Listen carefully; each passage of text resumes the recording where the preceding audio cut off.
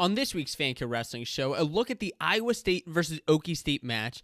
Also, checking out the road ahead for Illinois. And how can Michigan wrestlers qualify for the NCAA championships without matches? Let's stop stalling and start talking wrestling.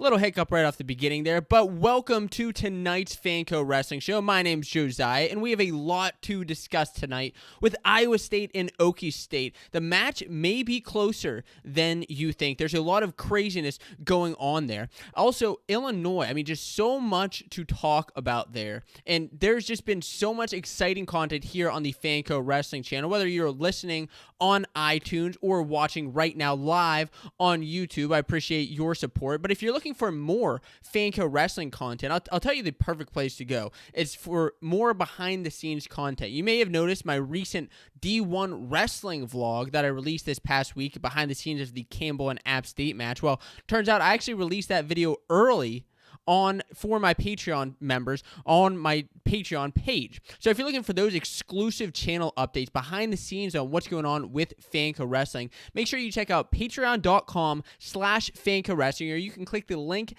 down in the description below to support the show. So let's talk about the Iowa State and Okie State match. Who wins? Iowa State or Okie State? Drop a comment down below before I get into this discussion. So this is going to be an exciting weekend of wrestling.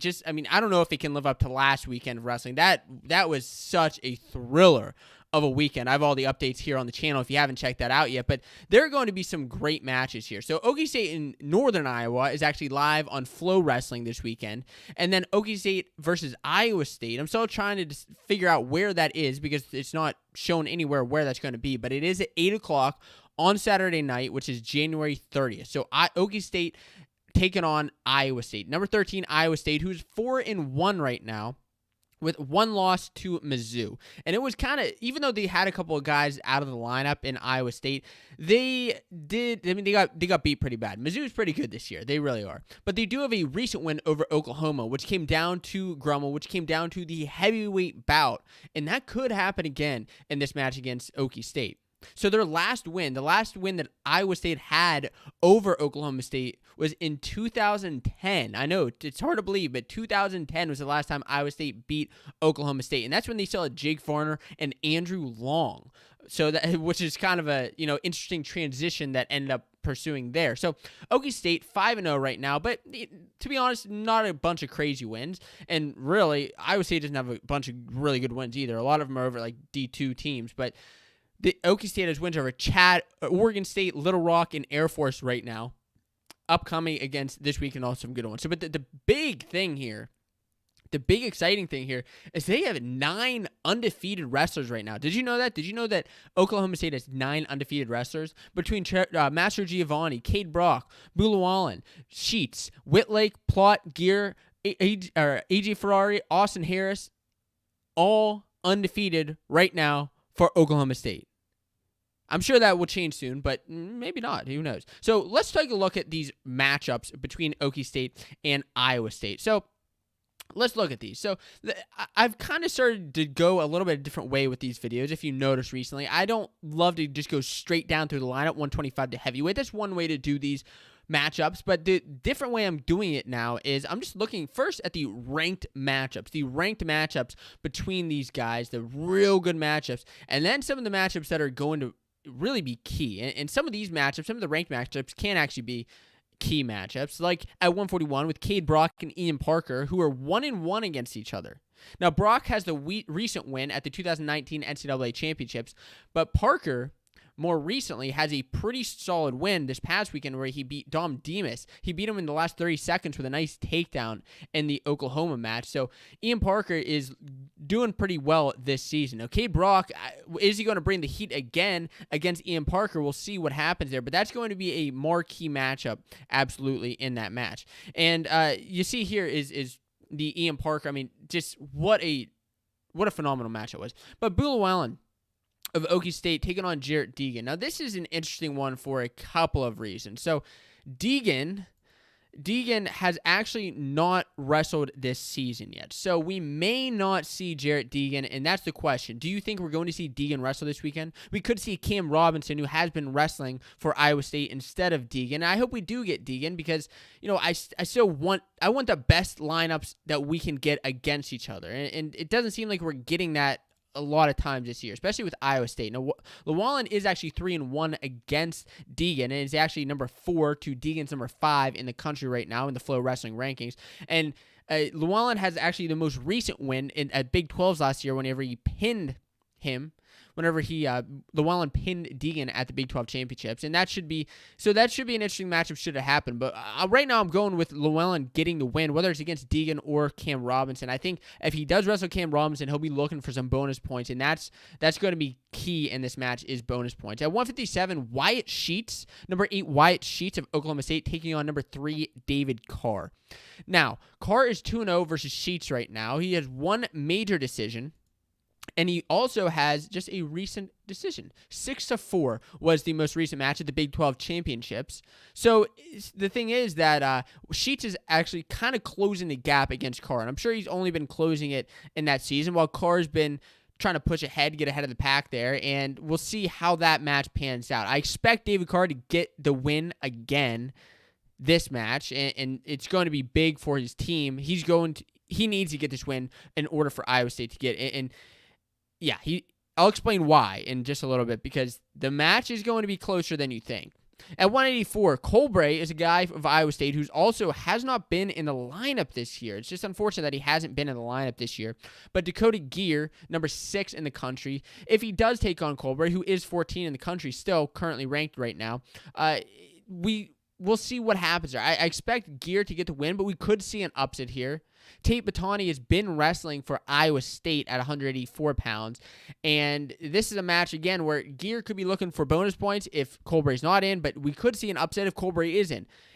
Has Iowa State been saving these guys for an Okie State duel? I mean, I doubt it that they're doing that, but Iowa State has been known to do some of these crazy things in the past, so we'll see. And then we have to get into the ranked versus unranked, and I'll tell you this right now, if all these ranked guys, as well as ranked guys who are wrestling unranked guys, or whoever has a higher rank right now, win their matches, and on paper, this is what they mean by on paper, right? So like, if the number 10 guy is wrestling the number 8 guy, the number 8 guy is expected to win, just because he has a higher rank. That doesn't always happen, and of course we know it's wrestling, and anything crazy can go. But if that happens, the match would actually be 12-12. So let me explain some of these other matches. Master Giovanni of Okie State right now is 6-0. He will be wrestling Kaisen Terakina, who's 4-1 right now. Young guy.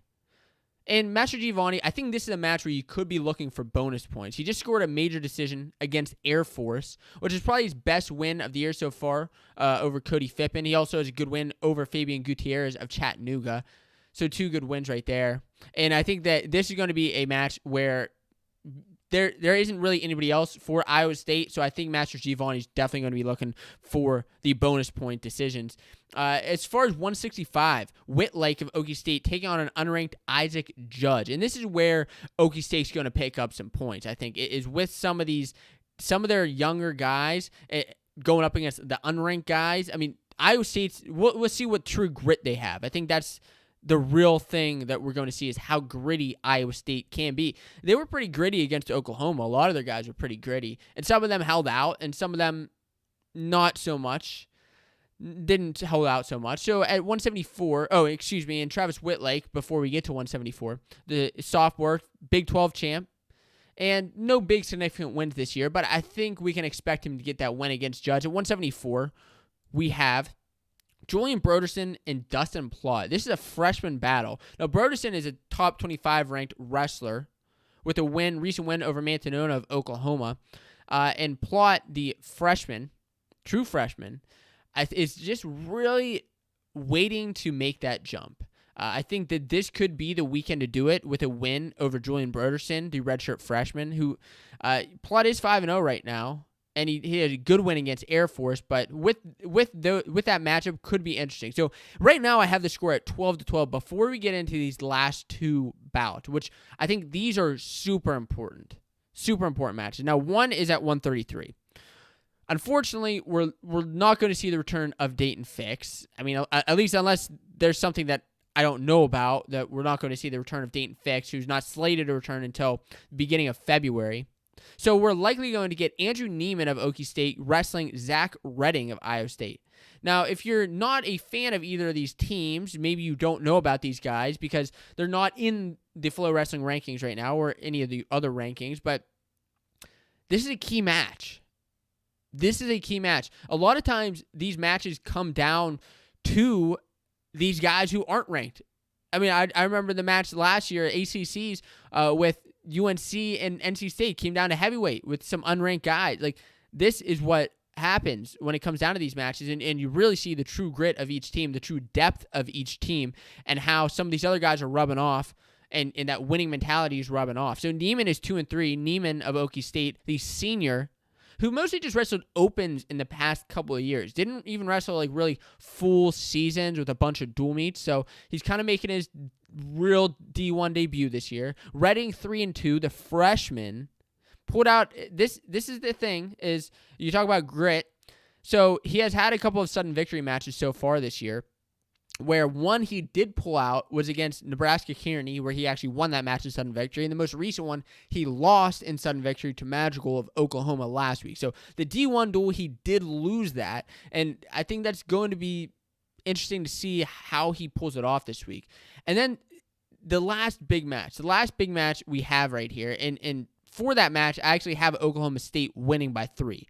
Is actually where I have Andrew Neiman winning that match. But as far as the last big one, and this is a guy that I talked about when I discussed my freshman to watch in 2021, is AJ Ferrari wrestling Younger Bastida, who's 3-2 right now. This is another freshman matchup. Now, Ferrari has been crushing it.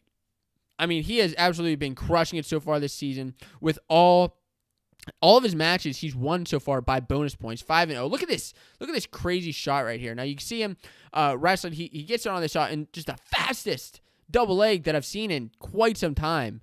A great double leg, and I mean super fast. And I guess that's why they call him fast Ferrari. And I think that you could be looking for him to potentially get some bonus here, and I think that's really where the match can lead up to is if he gets bonus. Now, if Ferrari does get bonus, I think what's going to happen here is what is the final score of the match going to be with all of that happening. I think Master is going to get the win. I think Okie State can get a win at 33. I think that they can also get wins at 49, 65, and 84. I think that 25 and 84 with Gear and Master Giovanni, they're really going to be looking for some bonus points there, as well as 197 with Ferrari. So my prediction right now for the match is that Okie State is going to take away the match, and they're going to win 22-12. 22-12 is my score prediction. Now, if Iowa State maybe gets some of these guys back, maybe they can pull, like if Colbury's back in the lineup, if Deegan's back in the lineup, maybe Iowa State can pull something out there. But 22-12 is my score prediction. Drop your score prediction down in the comments below. Now, next up, the next topic here. Illinois has had an incredible season so far. 4-0 for Illinois right now. But their toughest road really lies ahead. They have 4 very tough opponents in the next upcoming weeks.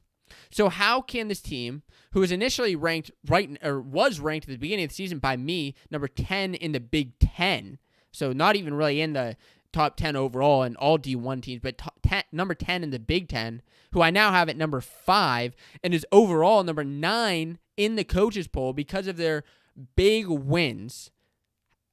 Can they pull off an undefeated season? I find that unlikely, but I mean, they're likely not going to pull off an undefeated season, but they can pull off a couple more wins, in my opinion, and we'll get to that.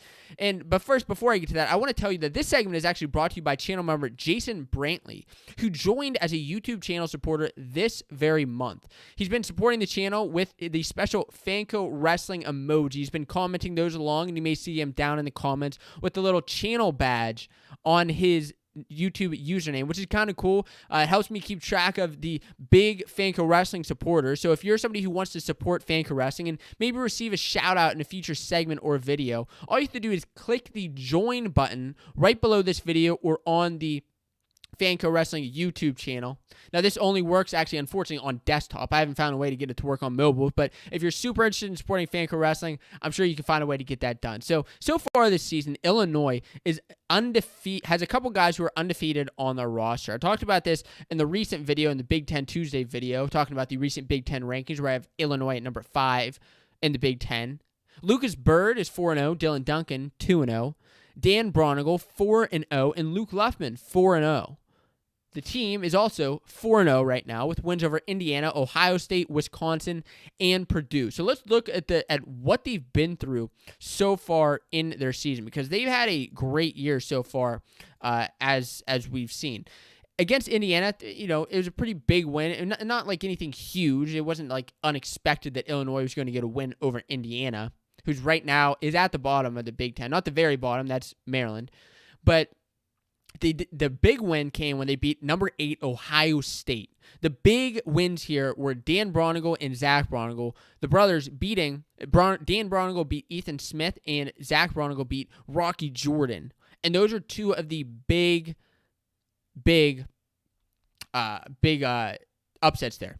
Wisconsin, they also beat Wisconsin. Illinois beat Wisconsin, who also had a recent good win this past weekend over Purdue. But Illinois beat Wisconsin with sophomore Luffman, his win over Tate Orndorff and Trent Hilger. Those were huge that weekend against Ohio State and and Wisconsin, when Luke Luffman came to bout.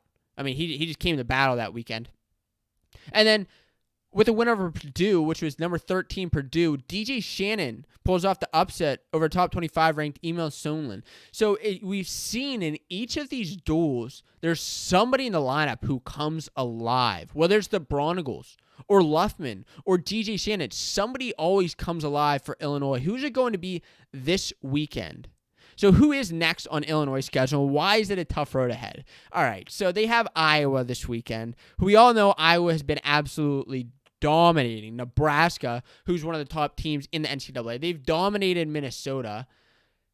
It's going to be tough for Illinois to compete against Iowa, and I don't really expect them to, honestly. I think that there can be some good matches, and I'll talk about that in just a second, but I don't think the team overall is ready for Iowa yet. I think Illinois is building up to a solid team, and they do have next on their schedule, they have number 1 Iowa, number 2 Michigan. Unfortunately, that was postponed, so they will not be wrestling Michigan, but they do have number 15 Minnesota on February 5th, number 26 Northwestern on February 7th, and number 7 Nebraska on February 21st. Those rankings right there coming from the coaches poll that happens every single week. But against Iowa this weekend, so can we really expect any big matches for them? Yeah, I think we actually can. We can expect Mikey Carr, to potentially get an upset over Max Murin. Now, Murin is somebody who I think has really been looking good at 149. So I wouldn't say this is anything that is going to be real close, but maybe Mikey Carr. I mean, he's kind of been my dark horse pick over the last couple of seasons. I think Carr could get the upset over Murin, but Murin's been looking good too. Carr's already been pinned, unfortunately, this season by Sammy Sasso, caught in a cradle there. But Zach Bronigal versus Nelson Brand should be an interesting one. Bronigal has wrestled I believe he's wrestled Assad in the past. Or no, he's wrestled Rocky Jordan in the past. And Rocky Jordan, who Bronigal's beat Jordan recently. But Jordan has also lost to Abe Assad, and we know that Abe Assad Nelson Brand situation. We're not really sure what's going on there. So, I mean, could be an interesting one. But again, Nelson Brand's looking good. Iowa's looking good this season. Luffman and Cassiope should be actually, I think, be a heavyweight battle. I'm interested in seeing, Luffman already beat Helger and Orndorff. How is he going to do against an Anthony Cassiope? It's a heavyweight battle. I think that could come down to an exciting last match in the Illinois and Iowa duel. February 5th, Minnesota, who's 2-2 right now, who actually Illinois lost their last meeting to, is number 15, Minnesota. I think that this could be an interesting matchup. Now, here's what's going to happen here. here's what's going to happen here is Minnesota right now has no big wins, but they have a couple of, I guess, big losses. They lost to Nebraska. They lost to Iowa. So you can't really tell how they're going to do. I mean, they got beat down by Iowa, but so did Nebraska. So I think that this upcoming duel with Illinois and Minnesota is going to solidify the Big Ten rankings as far as like the number 5, number 6 spot, number 7 spot. If Illinois loses, it doesn't really bode well for the rankings. They'll drop down below Minnesota, but who are they bringing? Minnesota is bringing a tough Pat McKee, Boo Dryden, Brayton Lee, as well as Gable Steveson, of course. Now, what are going to be the marquee, interesting matchups? I think, Luffman, I think, is more of a battle for like a Cassiope than a Gable Steveson. Maybe he'll prove me wrong, but I just think Gable's he's too dominant at heavyweight right now. So, Mikey Carr versus Blockus. I think that should be an interesting one. Who's struggled. Blockus has kind of struggled since his change to the Big Ten from Northern Iowa in the past season. And Carr could continue to prove him wrong. We'll see what happens there. We'll see what happens if Carr can continue to, rack in those Big Ten wins over Blockus. Not that I want to see that continue to happen if somebody, transfers in, but it's just something that I did notice. Andrew Sparks and Dan Bronigal should be an interesting match. Now, Andrew Sparks had a solid match against Alex Marinelli against Iowa. I mean, he lost, and he wasn't able to defend his legs against Marinelli, but he's going to bring the heat against a guy like Dan Bronigal, who that should be an interesting one. That should be an interesting one. Like I said, Bronigal's undefeated right now. I don't know if that's going to continue after the Iowa duel, but should be an interesting matchup. And then this is the one that's probably going to be the toughest for rankings with Illinois and Northwestern. Northwestern, who actually Illinois beat last year, beat them at number 26 Northwestern right now, just dropped out of the coaches poll this past weekend. It's going to be a tough matchup for the team. Deacon, they're bringing Lucas Davison. Tough matchups, number 125, number 7, D'Agostino going up against Cardani, who's a top 20 ranked wrestler, who Cardani won in the last duel, actually, won by a score of 4-2, so like I said, it's going to be close. 149, Carr and Yaya Thomas, who actually have yet to wrestle in college, and those are two guys who I always enjoy watching wrestle, should be interesting, but if Illinois loses to Northwestern, that's going to be tough. I think I kind of looked at the lineups just briefly, and it's going to be a tough matchup for the team based on where their ranked guys are versus where Illinois' ranked guys are. Because if Yaya Thomas, if D'Agostino, if these guys can pull off the upsets against Illinois, it's going to be a tough battle for them. As far as the last duel that they have against Nebraska, it's actually a better matchup than I thought. This is the thing about wrestling, guys, the duel meets that I really love, is it comes down to matchups. It comes down to where the ranked guys are, where the tough spots are, where the holes are. And some of these teams match up where their holes are in the same spots, their ranked guys are in the same spots. It just comes down to who's grittier, who's going to pull through, who's going to get the upset. And against the Nebraska, if Illinois beats Nebraska, I'll be flabbergasted. But it's not impossible. It's a better matchup than I thought. Illinois will have to win the unranked battles at 133 and 157. Carr is going to have to hold tight against Brock Hardy, who's a new top 20 ranked wrestler out of Nebraska, who has had some great wins so far this season. And same with Luffman over Lance, who's a top 20 ranked wrestler. These guys are going to have to hold out tight against Nebraska or risk being beat down pretty bad. I don't think it's going to happen, though. I actually think that this is going to be a tough battle. Best case for Illinois in the road ahead is they defeat Minnesota, they defeat Nebraska, and they go 7-1. I'm not going to pull out something crazy where they're going to beat Iowa.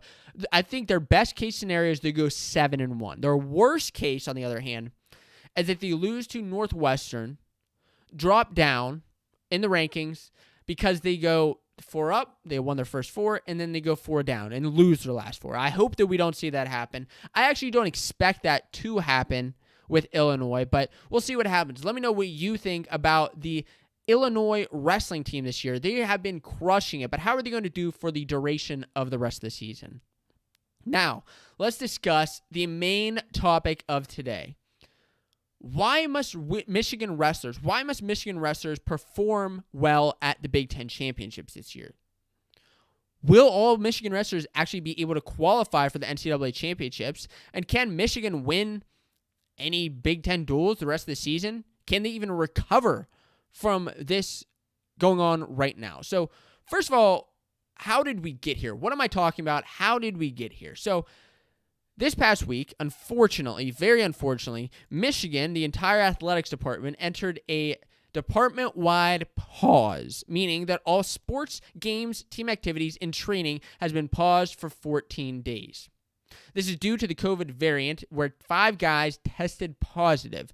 They're doing this, the administration is doing this to stop the spread of the COVID-19 virus, and that's kind of what's going on. We know that this is going to be a big problem this season, and this is probably the worst thing we've seen happen so far to a D1 team this year, with a wrestling team being just completely shut down for 2 weeks, the entire athletics department. Now, the athletes actually, they fired back. They fired back and said that they recognize the severity of this, but they believe that these protocols, that these procedures that they're going through right now are unnecessary. I'm reading this from the quote. I believe this was from Miles Amin. I saw him retweet this on Twitter. There were a couple other athletes from Michigan that retweeted this, because the Michigan's placing everybody into quarantine instead of on a by-team basis, which the athletes said is excessive, because they're already social distancing, they're already masking up, they're already staying in inner bubbles, they're already testing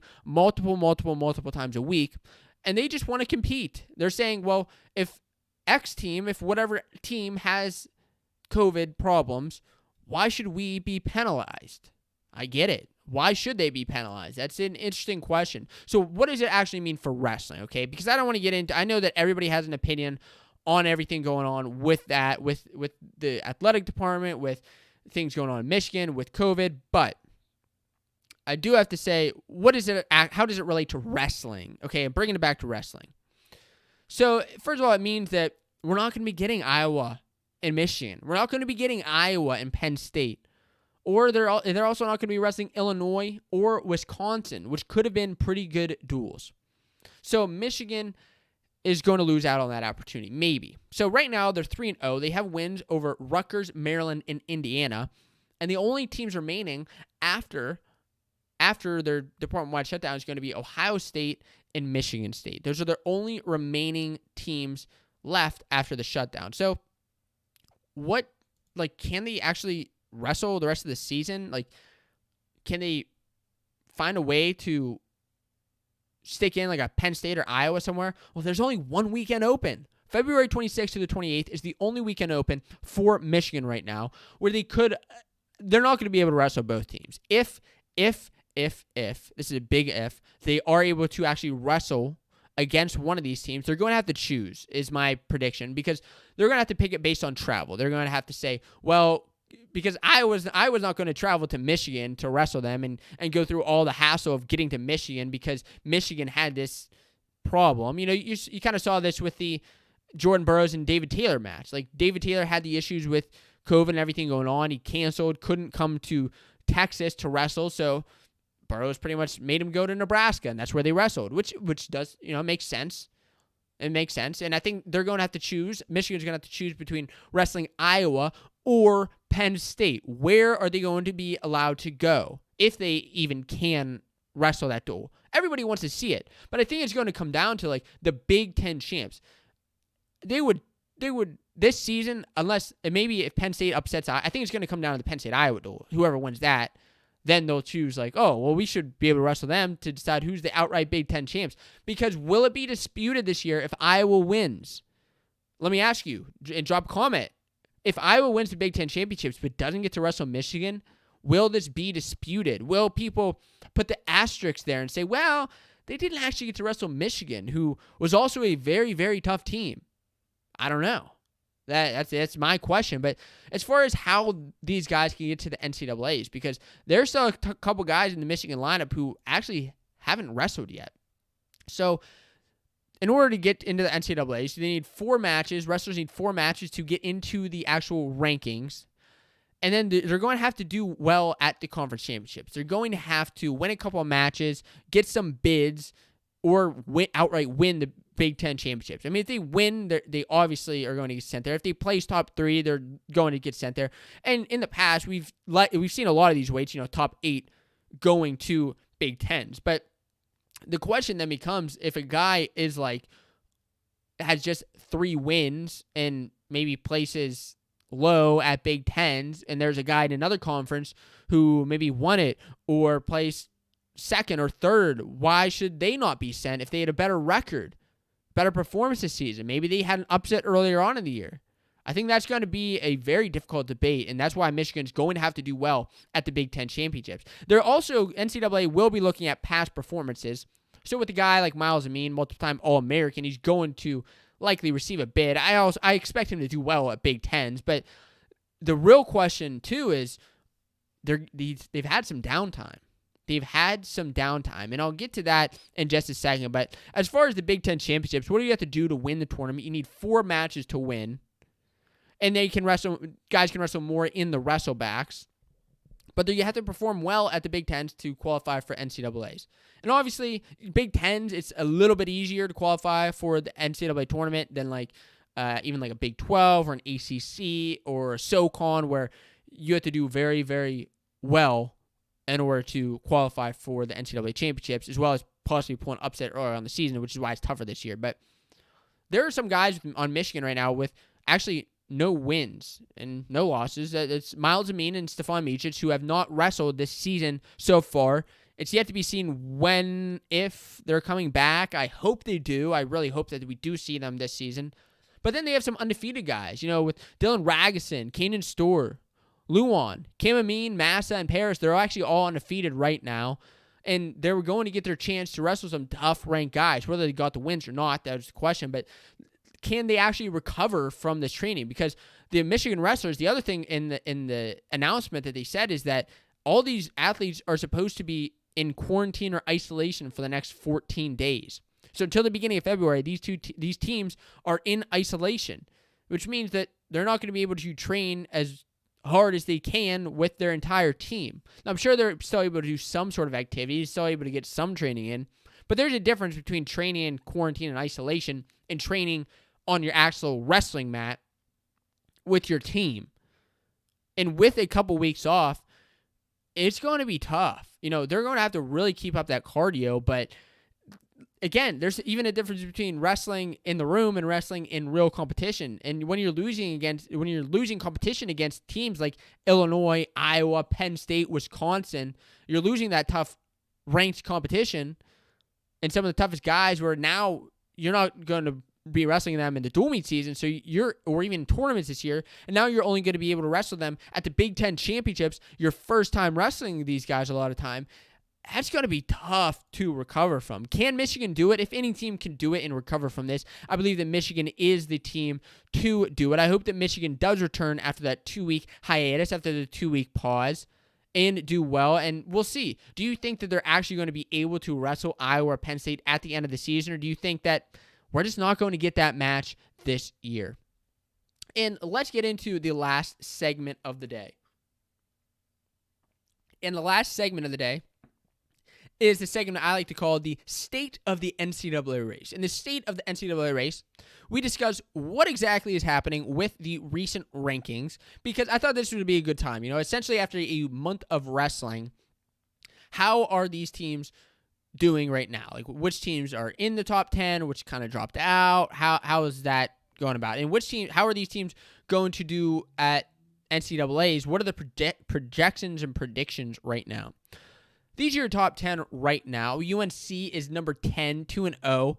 It's been struggling with COVID. They have a couple of okay wins, but I want to see them wrestle Virginia Tech. I want to see them wrestle NC State. I want to see how they do in the ACC. How are they going to do against these teams? And this is controversial because a lot of other outlets have UNC as number 14. They have Virginia Tech ahead of them, actually way ahead of them in some cases. I think Virginia Tech's good, but I think they're kind of being overstated right now in the duels. Now, I think that they can have a huge shakeup when it comes to, with their tough bowling with Mikhail. They have some tough guys. Heavyweight, they have some tough guys at their weights. But I think the UNC right now is just a little bit more solid of a team. We'll see if that proves wrong in a duel. At number 9, Ohio State, still in that top 9, still in the top 10. You may have thought they would have dropped out after their loss to Illinois, but no, they are still in the top 10. With their best wins over Wisconsin and Rutgers, they're looking good, and I think that they can rebound. They're 2-1 right now, and now that we know that Illinois is actually a better team than we expected this year, at least than I expected, like it makes sense that Ohio State can still stay in the top 10 because at number 8 is Illinois overall. They're number 5 in the Big Ten, but number 8 overall in the rankings, 4-0 with wins over Ohio State, Wisconsin, and Purdue. They're going to keep it rolling in the upcoming weeks, but have a tough schedule ahead with Iowa, Nebraska, Minnesota, and Northwestern. But I think that Illinois has made a huge jump this year as a program. Number 7, look at the teams that are orange. Okie State, 5-0, have a big one this weekend against Iowa State. Have 6 guys in All-American positions right now in the rankings. Big one this weekend, though. So if they beat Iowa, this is just going to be a big a big change up if Iowa State beats Okie State. But I think that Okie State's freshmen are they're just tough. They're tough, and they're going to keep making jumps in the ranks. At number 6, a team that's 9-0. Are you kidding me right now? Mizzou. Missouri, it has 3 guys in the top 8, but their dual meet team is unbelievable. They beat UNI, Arizona State, Iowa State. They just keep winning. That's what they do. They just keep winning. Jumped in the rankings, and they have the best record this season.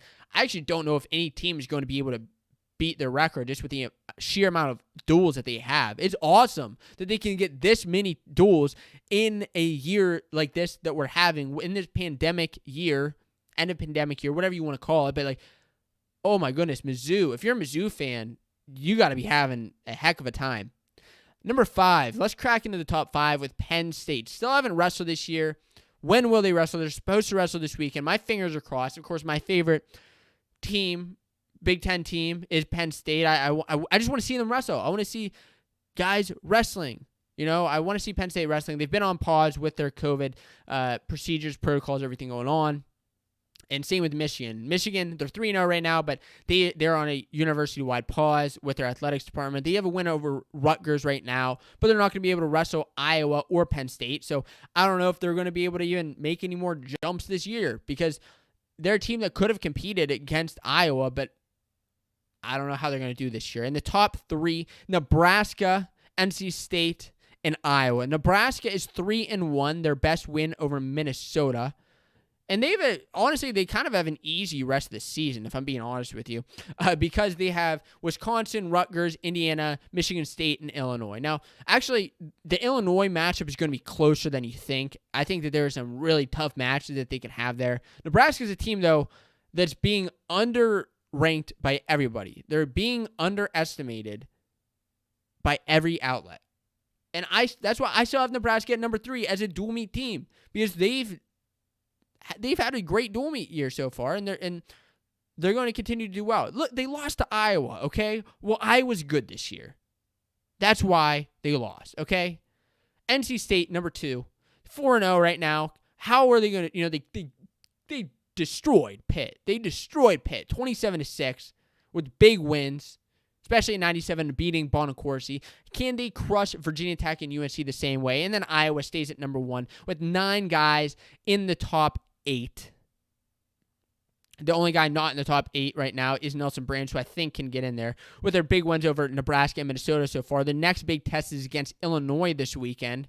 But then that leaves the question of how are these teams going to do at the NCAA championships? And that brings up the predictor. So Iowa bumped up to 159 projected points right now. These are the Fanco projected points, and they're likely going to change. These are just kind of based on rankings, based on an algorithm, not how many points I actually thinks everybody's going to score. But 159 points with Brands now in over Assad. Murin bumped up Caleb Young's been looking solid.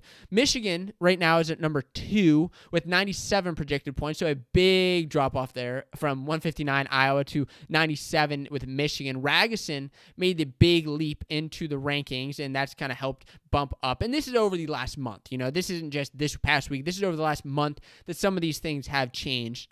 Okie State added a couple more points to their projected points with some of their freshmen entering the rankings. Still no Ferrari in the Flow Wrestling rankings. I'm sure that we are going to see him, once he gets a ranked win, we're going to see him jump into those rankings, and Okie State's going to bump up. I think Plot as well is somebody who can continue to bump Okie State up in the rankings, and Master Giovanni is somebody who has already bumped up Okie State but will continue to do it. And tied for fourth, I guess fourth, fifth, as far as the NCAA predictor goes, NC State and Penn State tied with 69 points. Each of these teams are in a similar spot as they were in before. NC State didn't really have any guys jump in other than their 97-pounder. That was a big jump for them with a win over Bonacorsi. And Penn State still has yet to wrestle, so they have a very similar situation, though, with the Okie State freshmen, where if they get some of their freshmen higher in the rankings, maybe we see Penn State continue to bump up in those rankings. As far as upcoming duels this weekend, we have some good ones. So Iowa State and Okie State should be a thriller in the Big 12. Super pumped to see what happens there. NC State and UNC are supposed to wrestle this week, and I fingers crossed we get those. Penn State versus Indiana and Northwestern. Will the Nittany Lions return to the mat this weekend? Please, please, please, please, please, please. And then Postpone. Central Michigan's not going to participate in the Clarion Quad Duel. Arizona State and Oregon State is postponed. And then, of course, we know that the Michigan Duel is postponed. It's going to be another thriller in wrestling. I'm sure we're going to get some more exciting upsets this weekend, just like we did last weekend. But for the show right here, my name is Josiah for Fanco Wrestling. That was your wrestling news.